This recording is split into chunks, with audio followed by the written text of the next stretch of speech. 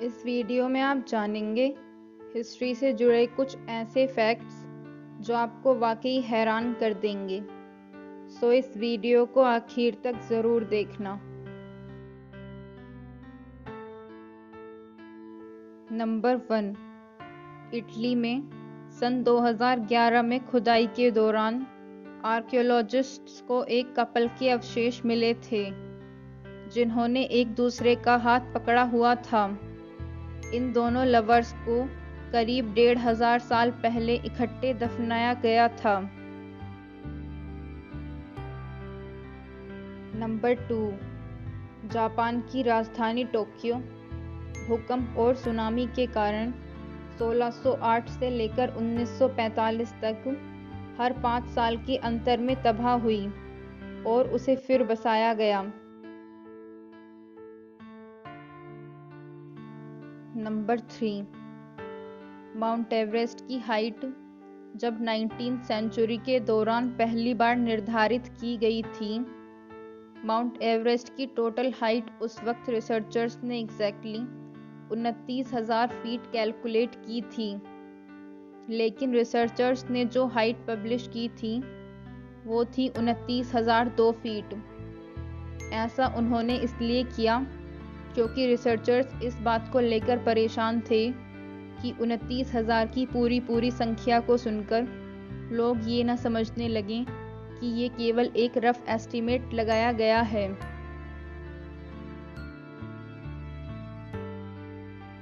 Number 4, सन 1889 की world exhibition के लिए एफिल टावर को एक टेम्परेरी स्ट्रक्चर के रूप में बनाया गया था और बाद में इसे डिमोलिश किया जाना था।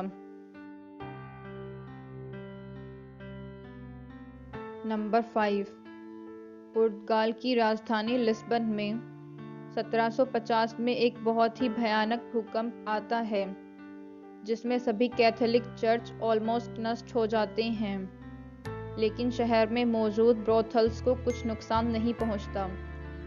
पुर्तगाल के लोगों की आस्था को इस घटना ने बहुत ही बुरी तरह हिला दिया था। नंबर 6, ब्रिटेन में 19वीं सेंचुरी के दौरान अटेम्प्टेड सुसाइड को अटेम्प्टेड मर्डर के बराबर क्राइम समझा जाता था। किसी व्यक्ति को अनसक्सेसफुल सुसाइड अटेम्प्ट के लिए उस दौरान फांसी की सजा सुनाई जाती थी। नंबर 7, ऑस्कर शिंडलर जो कि जर्मन इंडस्ट्रियलिस्ट और नाजी पार्टी के एक मेंबर थे। इन्होंने यहूदियों को नाजियों से बचाने के लिए अपनी सारी धन दौलत लगा दी थी। इन्होंने लाखों यहूदियों की जान बचाई थी। ये अकेले ऐसे नाजी थे जिन्हें इजराइल में दफनाया गया था और ये एक बेहद गरीब आदमी के रूप में मरे थे।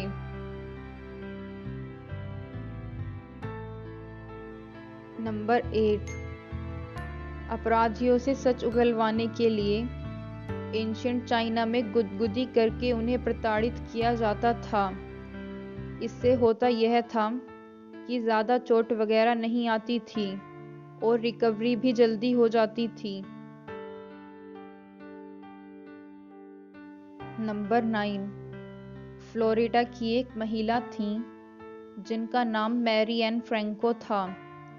1993 में हुए एक कार एक्सीडेंट में उनके स्पाइन पर चोट आ जाती है और वे धीरे धीरे ब्लाइंड हो जाती हैं।